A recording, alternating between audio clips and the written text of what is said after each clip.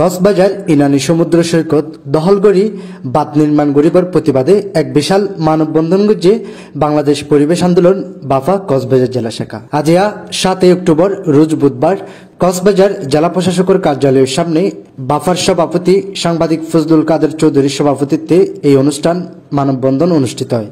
সমাবেশে বক্তব্য জানায় জীবন বাজি রাখি যেকোনো মূল্যে কক্সবাজার তথা দেশের অহংকার পৃথিবীর দীর্ঘতম সমুদ্র সৈকত দ্বিখণ্ডিত করিবার পরিকল্পনা রোধ করিব।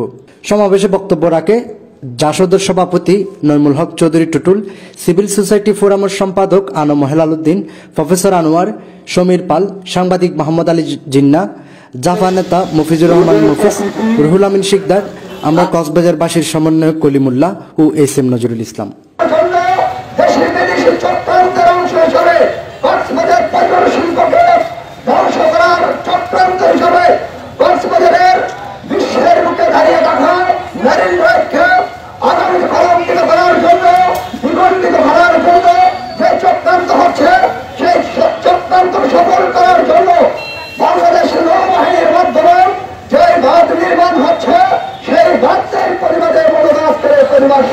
সমুদ্র সৈকত যাকে নিয়ে আমরা অহংকার করি, সেখানে দীর্ঘতম সমুদ্র সৈকতের কথা বলা হয়, সেখানে কক্সবাজার বাসীর নাম আসে।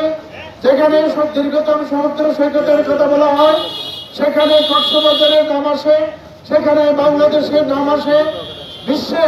বিশ্বের দীর্ঘতম সমুদ্র সৈকত রয়েছে কক্সবাজারে, কিন্তু